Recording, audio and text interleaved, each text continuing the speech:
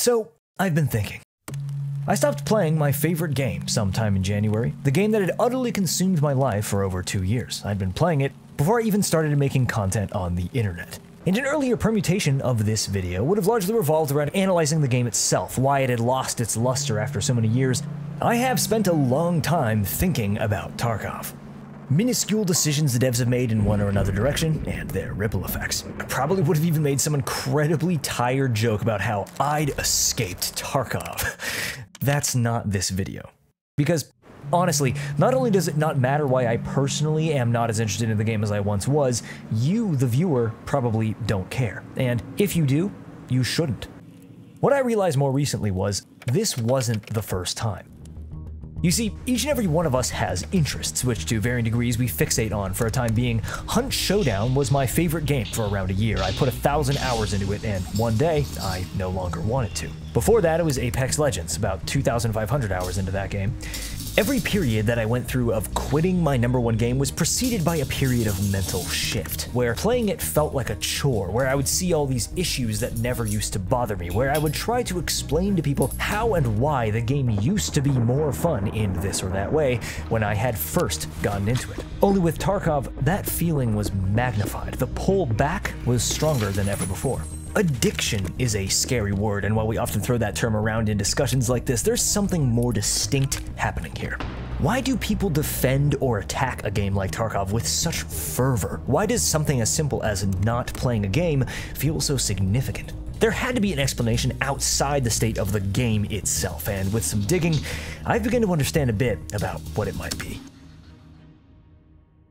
Of course, this discussion today wouldn't be possible without the support of today's sponsor, World of Warships, the naval warfare simulation game, completely free to play on all platforms right now, including PC, Xbox, and PlayStation. Naval warfare isn't just about how big your gun is, and I've always found it interesting how different sea-based combat really can be. Positioning, timing, and understanding of ballistic mechanics all come into play, almost like a chess game on the open sea or below it. World of Warships isn't just the same ship battle game that you've seen for years, by the way, with over 40 unique maps all updated with impressive and immersive new water effects and simulations. New challenges and events are going on weekly, and the game is on a constant monthly cycle of new content, so there's always something interesting to get stuck into. You can really fill whatever role you'd like for your team with a choice between over 600 of the most iconic naval vessels in history, battleships, destroyers, carriers, cruisers, or subs. Take your pick and use the link in the description or pinned comment to sign up completely for free, as well as the promo code BRAVO to receive a huge starter pack of 500 doubloons, 1.5 million credits, 7 days of premium account time, and an extra free ship with 15 battles completed. Thank you so much to World of Warships for sponsoring this video.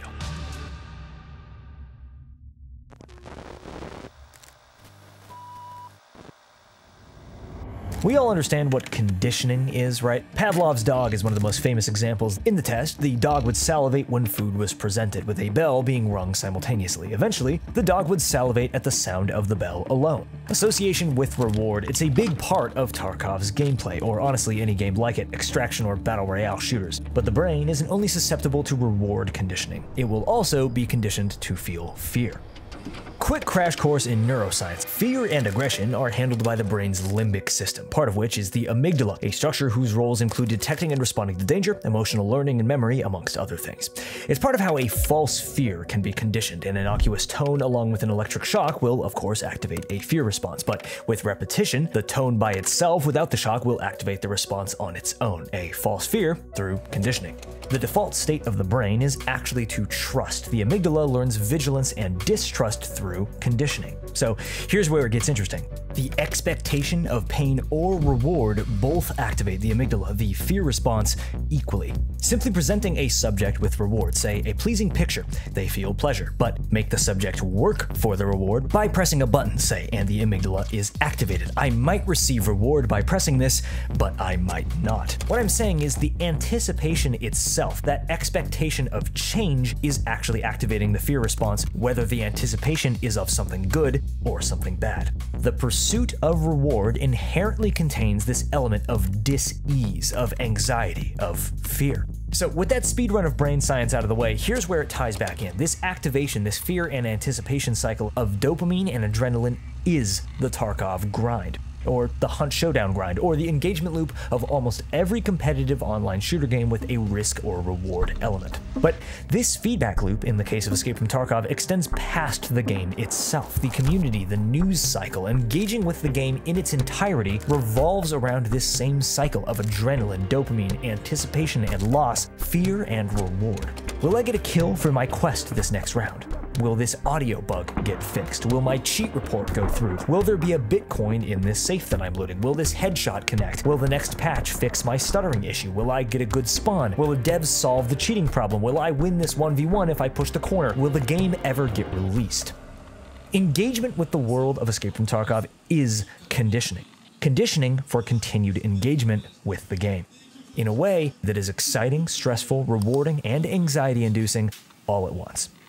It's why the game seems to revolve on this constant cycle of hype, to contentment, to fatigue, to disappointment and distrust, to complaints and suggested fixes. It's why no one is ever happy with the state of the game, even in its highest, most praiseworthy states, and why, in my personal opinion, from the perspective of someone separated from this scene for a while now, there's a chance that no one ever will be, even after the game is structurally complete. With the negative connotation to all this language that I'm putting forth here, however, you might get the impression that I'm simply hating on the game, that to take part in it is a fundamentally damaging experience, which obviously isn't the universal case. Taking part in a pastime which relies on a cycle of stress, anticipation, and reward is in fact very, very normal. Sports, exercise, thrill-seeking, none of these things is inherently pathological. But for some people, it is. And these are the most fascinating cases. The people who say things like, I hate this game, but I keep coming back. The people who feel the need to say things like, nothing will ever beat Tarkov. This game sucks, but there's nothing else like it. Or the people that say, I'm done with Tarkov after X many wipes. I'm finally done. I'm over it. I'm quitting. It is just a game. Why does it all feel so serious? EFT and the community surrounding it seem to be fundamentally incompatible with moderation. You're either all in or you're out completely. Why?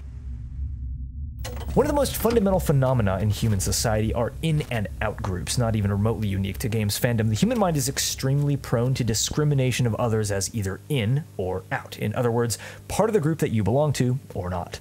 Everything from what town you're from to what color clothing you prefer, which political candidate you're voting for, or whether you prefer PvE or PvP games, you'll categorize people into these groups and you will decide what you think of them. It's a survival mechanism. The necessity for perceived social attachment is hardwired, and the resistance against the dissolution of existing social bonds is very strong. It's why we defend our favorite movie or game. It's why we promote things we like to others. It's why when we perceive our in-group as under threat in the grand scheme of the in and out group multiverse, we act, maybe by dying on its hill, or by rejecting our prior group in a battle for acceptance to the other opposing side. But whether it's defense or attack, we will do something. When the public perception of our group changes, say the controversies surrounding the Escape from Tarkov Unheard Edition release, people feel that they need to say their piece, lest their place in the social order of in or out is misconstrued. At least, they think they need to. But that's the thing. All of this struggle, this attention paid to one's perceived social standing in the in and out group hierarchy, when it comes to something like fandom, it's entirely contained within the mind. It's a residual effect of a brain evolved to survive through tribal pack mentality. It's not real. Well, at least it isn't for most people. The stress associated with removal from an in-group, the anxiety that we experience about restructuring our social reality is tripled down if one's actual income or perceived social standing relies on the positive perception of the group that they belong to.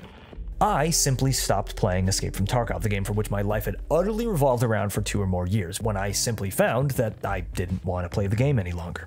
I was able to do this relatively devoid of any stress. I didn't even make an active choice to do it. I just sort of turned around one day and went, oh, I guess I haven't played Tarkov in like a month. Huh. That's because I exist in a fortunate and very purposeful position where I do not rely on the game's success or relevancy for my own income. Say I was an active streamer, one who only played Escape from Tarkov, or say every video that I had released on YouTube in the past few years was primarily Escape from Tarkov centered. Not only would it be impossible to have an impartial or unbiased opinion on the game, but my very mental health, my career, my position would be invariably tied to that of the game. Like an ETF to a major stock exchange, to make a reference that probably most of you won't get. What I'm trying to say is, if the game was doing well, I'd be set. If it was doing badly, if public perception of it was tanking, so would I be.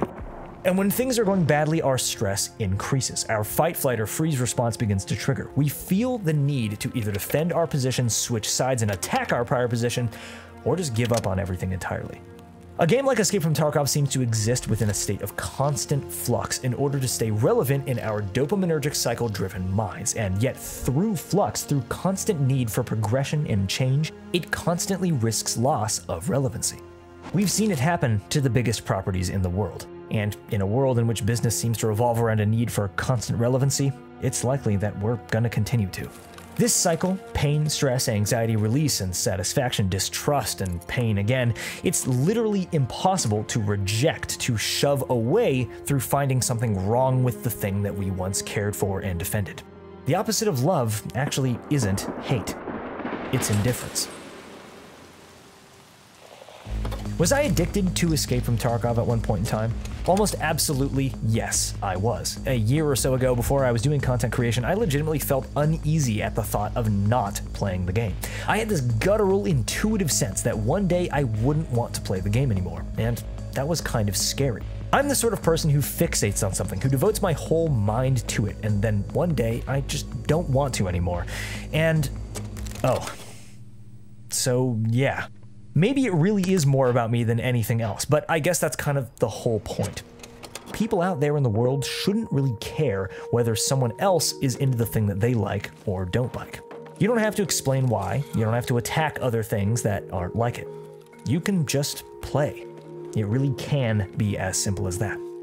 When you remove yourself from an in-group, a sort of mental healing process begins. The inherent fear responses that trigger the amygdala never wane, they never actually get weaker. They can only be unconditioned. It's what's called fear extinction.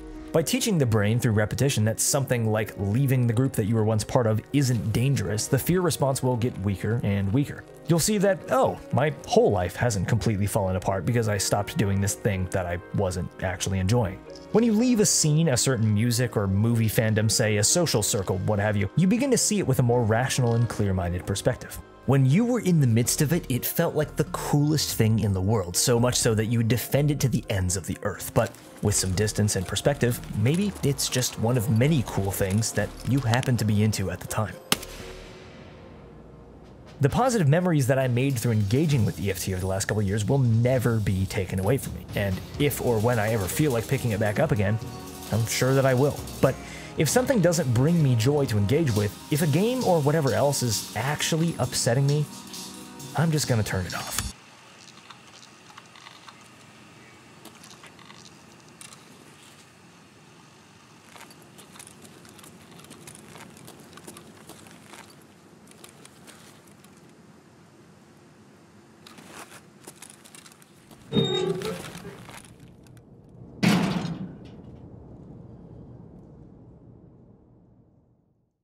Now, the research that went into this video was quite incomplete. It always is. For these videos, I get a few days into what should take months of research writing, so as always, whenever I'm a little bit out of my league, all of the papers that I reference will be in the description if you want to take a look at them yourself. And please do let me know what kind of topics that you might want me to take a look at in the future. Content creation and the ways that it has affected how we interface with media is a big one that I want to dig into next. And of course, thank you again to World of Warships, and a reminder to follow the link in the description to sign up completely for free on any platform and use that promo code currently on screen to get that massive free starter pack, 500 doubloons, 1.5 million credits, 7 days of premium account time, and an extra free ship when you have 15 battles complete. Thank you once again to World of Warships for helping this video happen. And thank you, viewer, for watching all the way to this point in the video. If you're one of the real ones who made it this far, leave a salute emoji or the word salute in the comments to let me know. I'm Rilo, and I like to talk about things that I find interesting. Subscribe for more like this, and I will see you soon.